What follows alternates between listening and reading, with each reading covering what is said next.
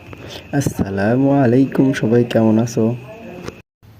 একটি সাদা ঘোড়া ও তার বাচ্চা খেলাধুলা করছে জঙ্গলের ভিতরে এবং তার সাথে একটি গাভী তার বাচ্চার জন্য দুধ সংগ্রহ করছে।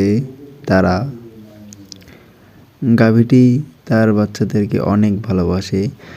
ঘোড়া ও গরু তারা একসাথে একটি জঙ্গলের ভিতরে খেলাধুলা করছে। তারা একসাথে অনেক মজা করছে। তারপরে তাদের পানি পিপাসা লাগে, বাচ্চাগুলা একসাথে পানি খাইতে যায়, সেখানে ঘটে বিপদ।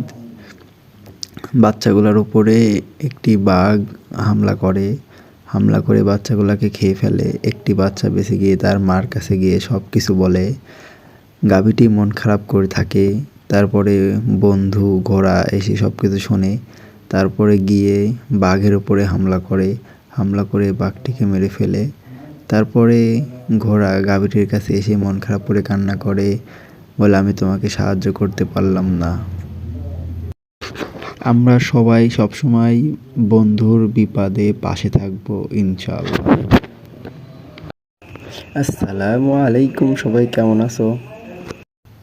একটি সাদা ঘোড়া ও তার বাচ্চা খেলাধুলা করছে জঙ্গলের ভিতরে এবং তার সাথে একটি গাভী তার বাচ্চার জন্য দুধ সংগ্রহ করছে। তারা গাভীটি তার বাচ্চাদেরকে অনেক ভালোবাসে।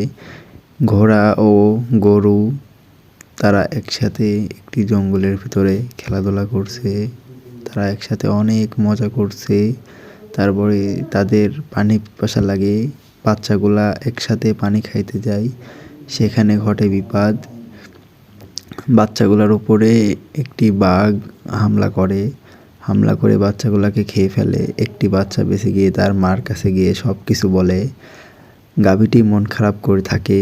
তারপরে বন্ধু ঘোড়া এসে সব কিছু শোনে। তারপরে গিয়ে বাঘের উপরে হামলা করে বাঘটিকে মেরে ফেলে। তারপরে ঘোড়া গাভীটির কাছে এসে মন খারাপ করে কান্না করে, বলে আমি তোমাকে সাহায্য করতে পারলাম না। আমরা সবাই সবসময় বন্ধুর বিপদে পাশে থাকবো ইনশাআল্লাহ।